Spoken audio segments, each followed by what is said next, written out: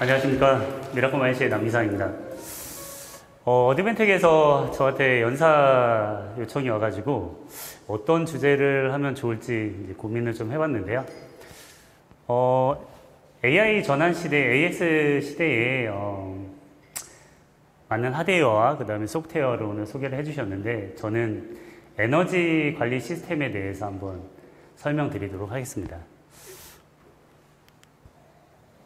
네, 크게 5가지로 설명을 드릴 건데요. AI 전환 시대의 에너지 최적화의 이제 필요성하고, 그 다음에 에너지 관리 시스템이란 PEMS, 공장 에너지 관리 시스템이란 무엇인지, 그리고 PEMS의 구축 방안 및 효과, 그리고 PEMS의 구축 사례, 구축 성공 요인으로 설명드리도록 하겠습니다. 우리가 AI를 많이 사용하면서 데이터 센터도 많이 짓고요. 그만큼 에너지를 많이 사용을 하고 있는데요.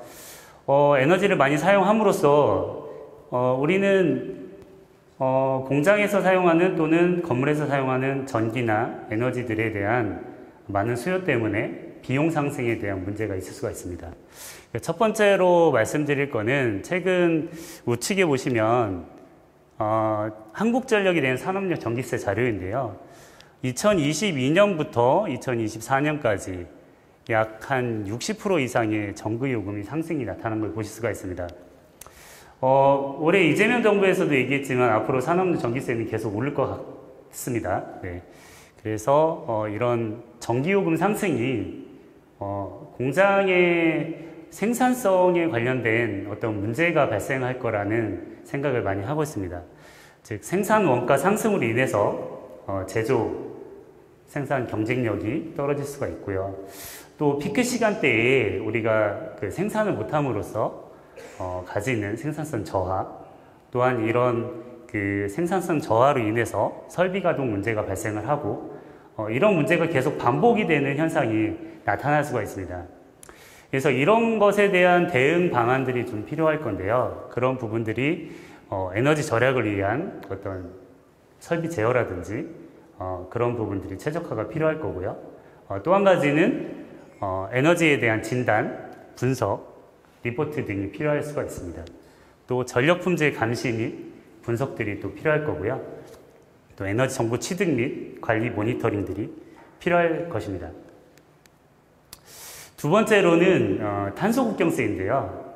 이 탄소 국경세를 간단하게 설명을 드리면, 수입되는 제품, 즉 예를 들어서 EU에서 자동차를 수입한다 그러면 이 자동차를 생산하는데 생산 국가에서 어떤 에너지를 사용해서 생산을 하는지에 대한 그런 것들을 확인하고, 예를 들어 가지고 석탄 에너지를 이용해서 이 자동차를 생산한다 그러면 이 석탄 에너지를 사용한 만큼의 탄소에 대한 부분을 세금으로 부과하는 관세라고 보시면 될 것 같습니다.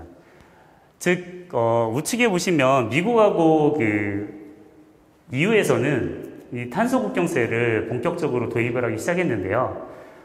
EU에서는 2026년부터 아마 본격적으로 도입될 것으로 보입니다. 즉, 철강하고 알루미늄, 시멘트, 비료, 전기, 수소 업종을 우선적으로 적용을 시키는 걸로 지금 되어 있고요. 이 6개의 업종 이후에 다른 업종, 모든 업종까지 순차적으로 이 탄소국경세를 적용한다고 합니다. 그래서 우리가 이런 탄소국경세를 적용하게 되면 어떤 문제가 발생할까요?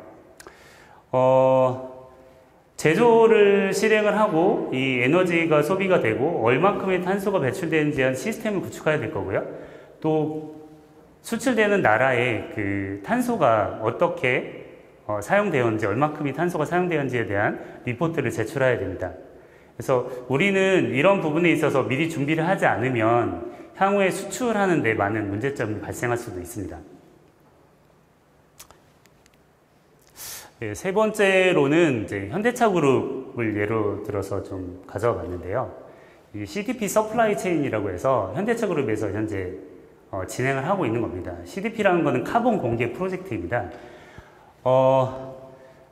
우측에 보시면 현대차 1, 2차 벤더들, 부품사들한테 2026년부터 협력차 자체적으로 이 CDP 서플라이 체인에 동참하게끔 그렇게 강요를 하고 있다고 보시면 될 것 같습니다. 현대차에서는 그 CDP 서플라이 체인이 앞으로 더더욱 탄소 관련된 부분들이 이 탄소 국경세부터 해서 많이 강화될 거라 생각해서 미리 준비를 하고 있고요. 이런 파트너사까지도 이런 준비하라고 이렇게 진행되고 있는 상황입니다. 많은 기업들이 CDP 서플라이 체인에 아마 진행을 하게 될 거고요. 많은 대기업들, 많은 중견 기업들, 중소기업들도 여기에 같이 동참해야 될 그런 의무사항이 생길 가능성이 있습니다. 그래서 이런 부분들을 대처하기 위해서는 에너지 관리 시스템 또는 탄소 발자국이 어떻게 진행되는지 한 그런 시스템들을 구축하는 게 필요합니다. 자, 그럼 팸스가 무엇인지에 대해서 간단하게 설명드리도록 하겠습니다. 팸스는 공장 내 에너지를 직접 모니터링해서 실시간으로 데이터를 수집하고 그리고 에너지에 대한 부분 KPI를 설정해서 어떻게 최적화시키고 어떻게 사용되어지고 어떻게 탄소 배출량이 나오는지에 대한 부분을 관리하고 제어해주는 그런 시스템이라고 보시면 될 것 같습니다. 팸스의 구성 요소로는 에너지 데이터 수집 장치를 하는 전력 계측기 또는 유량계 많은 이제 계측기들이 있을 거고요. 또 한 가지 에너지를 감시 및 제어를 하는 PLC나 전력 스카다가 있을 겁니다. 또 이것들을 데이터를 분석하고 차트화시키고 가시화시키고 에너지 절감에 대한 어떤 리포트를 내주는 EMS 시스템이 있고요. 이것들을 또 연동해서 데이터를 수집하기 위해서는 인프라가 당연히 필요하겠죠. 네, 그렇게 구성 요소가 있다고 생각하시면 됩니다. 팸스의 간단한 기능들은 에너지 정보 취득 및 관리, 모니터링, 에너지 진단 및 분석 리포트, 또 전력 품질을 감시하고 분석하는 그런 기능들, 에너지 절약을 위한 설비 제어 및 최적화 그런 기능들이 있습니다. 자세한 주요 기능들은 에너지 진단 및 분석 기능들이 있고요. 그리고 전력 품질 감시하는 그런 기능들이 있고 설비 제어, 이 설비 제어 부분이 굉장히 좀 중요한데요. 에너지를, 즉 전력이라든지 이런 에너지를 모니터링한다고 에너지가 급격하게 줄어들진 않습니다. 단지 우리가 인식 개선을 통해서 사용하지 않는 설비의 전력을 차단시킨다든지 또는 누전이 되는 부분에 어떤 거를 확인해서 그거에 대해서 조치를 취하다든지 이런 방법들이 있는데요. 실제 우리가 생각지도 못한 에너지들을 많이 소비를 하고 있습니다. 즉 이런 에어컨 냉난방기가 있을 거고요. 또는 공장에서는 이제 공조기 많이 사용하는데 생산되지 않는 그런 시간 타임에 공조기도 돌릴 수도 있고요. 이런 유틸리티 설비들에 대한 제어를 통해서 에너지를 많이 절감할 수가 있습니다. 아까 제가 목차에도 말씀드렸듯이 저희가 지금 진행했던 그런 사례를 가지고 이후에 설명드리도록 하겠습니다. 그리고 에너지 정보 취득 관리가 필요할 거고요. 그 다음에 고객한테 제출할 보고서나 또는 ISO 5만일 인증에 대한 부분들도 많이 필요할 겁니다. 그런 기능들을 팸스는 제공해주고 있습니다. 팸스의 구축 방안 및 효과입니다. 크게 4단계로 팸스 구축을 진행한다고 생각하는데요. 첫 번째 단계는 우리가 뭔가를 구축하지 않은 단계인데요. 실제 공장의 수변전반이라든지 메인 분전반, 분전반에서 전력이 어떻게 사용되고 있는지에 대한 부분들을 직접 관련 엔지니어나 담당자가 가서 수기로 적고 그리고 엑셀에 입력해서 보고를 하는 형태로 여태까지 했다면 두 번째 단계에서는 센서를 각각 그 수배전반이라든지 메인 분전반에 센서를 달아서 에너지를 시스템으로 측정해서 디지털화 시키는 그런 단계라고 보시면 될 것 같습니다. 세 번째는 이 수집된 에너지 데이터를 분석을 해서 어느 부분에 문제가 생기고 어느 부분의 에너지를 절감할 수 있는지에 대한 분석 단계고 그리고 그거에 대한 시행 단계라고 보시면 될 것 같습니다. 그리고 네 번째는 이렇게 현재까지 데이터를 수집하고 분석한 걸 가지고 어떻게 최적화를 시키고 AI나 이런 것들을 도입해서 어떤 방향으로 제어를 해서 최적화를 시키는지에 대한 그런 단계라고 보시면 될 것 같습니다. 이거는 미국 에너지성에서 가져온 데이터인데요. 이 첫 번째 M은 관심만 증대를 해도 에너지를 한 2%를 줄일 수 있다고 합니다. 그 두 번째로는 분석과 의식 개선을 하면 2에서 5% 정도 에너지 비용을 절감할 수 있다고 하고요. 또 세 번째로는 설비 최적화, 운영 개선을 진행하면 5에서 15%, 마지막으로 개별 설비 효율화 및 개선, 역률 개선 및 지속적인 관심을 통해서 약 45%까지 개선할 수 있다고 나와 있습니다. 자, 그럼 팸스의 구축 사례를 가지고 설명드리도록 하겠습니다. 이거는 W사에 저희가 5개 캠퍼스를 구축한 사례인데요. 우측에 보시면 용수, 가스, 유량, 또 파워 메타나 PQ 메타, 파워 퀄리티 메타입니다. 이것들을 각각의 그 수변전반이나 분전반 또는 각각의 그 튜브나 뭐 이런 에어나 이런 용수 쪽에 설치를 해가지고 EMS에서 데이터를 수집해서 에너지 관련된 모니터링 및 대시보드를 보여주게 되고요. 냉난방기라든지 공조기, DI 워터 또는 PCW 같이 유틸리티 설비에 대해서 PLC를 이중화시켜서 만들고 전력 스카다를 구축해서 감시 제어를 하는 그런 시스템을 구축을 했습니다. 여기는 전체 5개 캠퍼스를 구축을 했는데요. 1년 전기료를 약 한 200억 정도 사용한다고 합니다. 근데 저희가 이 시스템을 구축해서 약 15에서 20% 정도 에너지를 절감시켰고요. 시스템을 구축하고 나서 바로 KPI가 나오는 1년 만에 그런 경우라고 지금 보시면 될 것 같습니다. 전체적으로 시스템의 구축의 필요사항들인데요. 기본적인 사항들은 에너지 모니터링, 탄소 배출 모니터링, 각각의 차트, 리포트, ISO 인증. ISO 5만이라는 인증은 에너지 경영 시스템에 대한 국제 표준 인증이고요. 5만2는 에너지 효율 개선, 5만6은 에너지 성능 측정이라고 보시면 될 것 같습니다.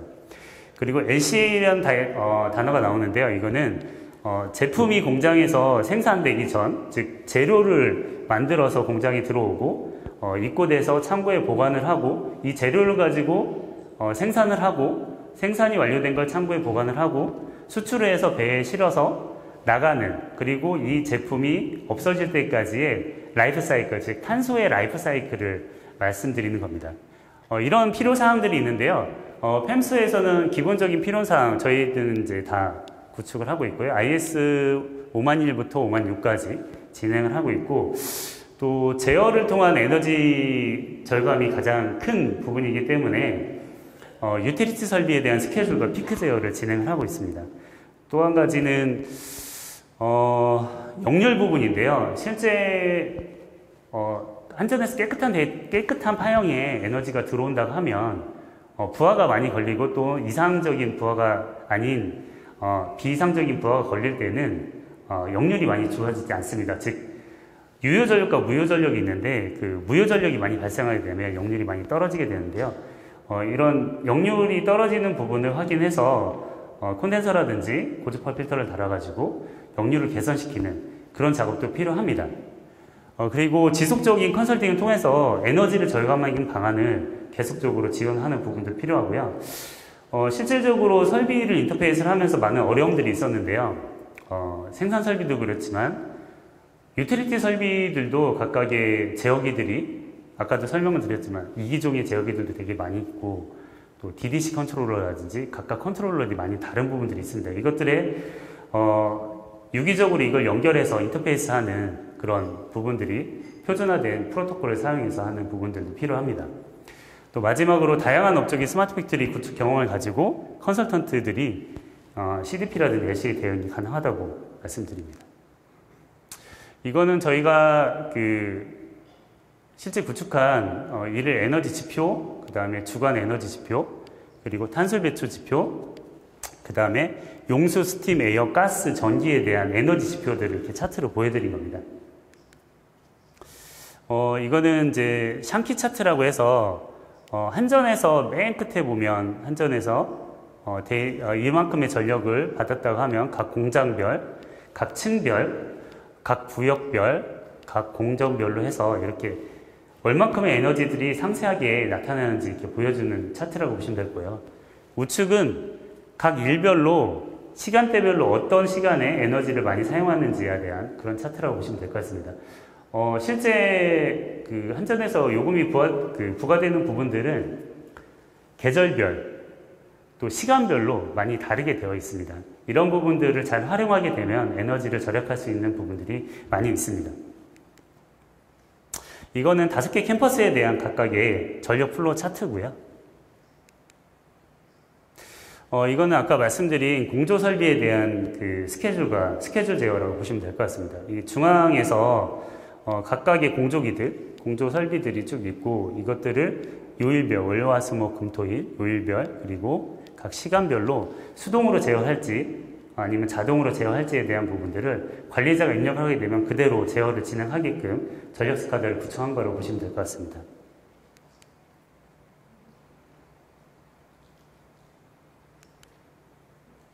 네, 이거는 에어컨에 대한 중앙 제어인데요. 각각 사무실이나 복도 또는 이제 회의실, 임원실, 대회의실에 대해서 중앙에서 각각의 에어컨들을 온도하고 습도 제어를 하는 화면입니다. 이건 각 층별로 에너지 사용량과 KPI를 설정하고 그 다음에 탄소 배출량을 확인하는 그런 화면이고요. 이거는 리포트 화면입니다. 그래서 월간 또는 연간으로 우리가 얼만큼을 계획을 하고 얼만큼을 사용해야 된다는 목표치를 가지고 에너지를 절감할 수 있는 그런 부분들을 확인해주는 리포터고요. 오른쪽은 이제 탄소 배출량에 대한 그런 리포터입니다.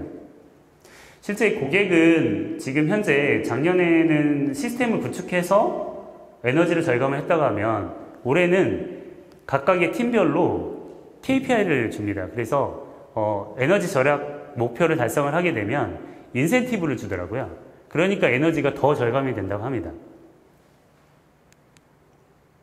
이거는 실제 저희가 분전반에 설치된 파워태그와 그 다음에 PQ메타들을 사진으로 좀 보여주는 거고요. 저희가 미라컴에서 제작한 디지털 트윈 기반으로 EMS를 구축한 그런 화면입니다. 플레이 좀 해주시겠어요?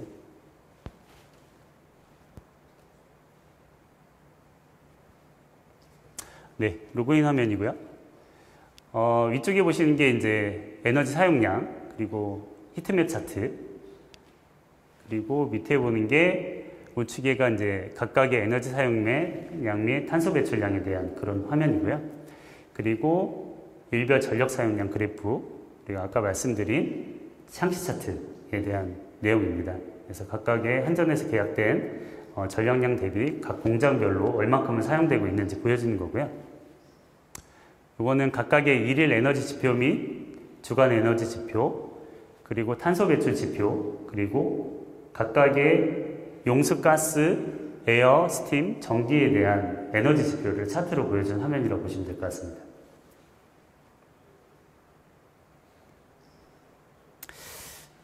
네, 지금부터는 디지털 트윈 기반의 화면인데요. 좌측에 보시면 전월 대비 전력량, 전일 대비 전력량, 그리고 한전의 전기 요금표 지표들이 나와 있고, 그리고 우측은 실제 한전에서 계약된 전기 대비 얼마큼 사용됐고 얼마큼 남아있는지에 대한 내용이고요.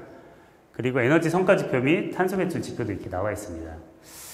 공장을 층별로 높이를 이렇게 조정해서 확인을 할 수가 있고, 또한 공장을 투명하게 해서 전력 계통만 확인할 수가 있고요. 보다 자세히 전력 계통을 하기 위해서 설비를 음영 처리도 할 수가 있습니다. 전력 계통이 보이지 않게 하고 생산 설비만 보이기도 할 수 있고요.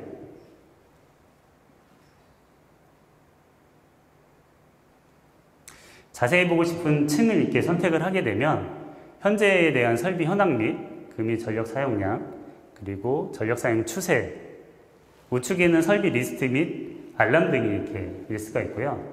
원하는 설비를 클릭을 하게 되면 이렇게 가시화적으로 그 선택한 설비들로 이렇게 이동을 할 수가 있습니다. 그리고 알람을 클릭하게 되면 알람이 나타난 설비로 가게 되고요. 3D 화면에서 설비를 우클릭을 하게 되면 이제 설비에 대한 설비 상태 및 전력 상태, 그리고 알람 등을 확인하실 수가 있습니다. 각각의 층별 이제 분전반의 전력 설비의 측정값 및 사용 추세, 최대 전력 등에 대해서 확인할 수가 있고요. 하이, 로우, 로드, 최대 부하, 부하, 그 다음에 중부하, 저하 이런 것까지 확인할 수가 있습니다.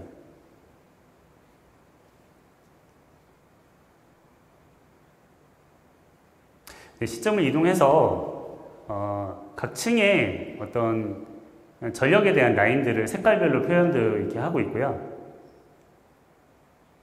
만약에 정전이 났다 하면 그 정전난 부분의 라인의 표시가 사라지게 돼서 이 라인이 정전이 됐구나 알 수 있게끔 그렇게 표시도 해주게 됩니다. 다시 복구가 되게 되면 다시 라인이 사라져서 이게 복구가 됐구나 확인도 할 수가 있고요.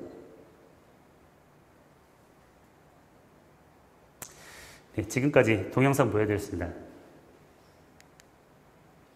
마지막으로 햄스를 구축해서 디지털 전환을 하고 에너지에 대한 디지털 전환을 하고 에너지를 절감해야 대한 성공 요인에 대해서 설명드리도록 하겠습니다.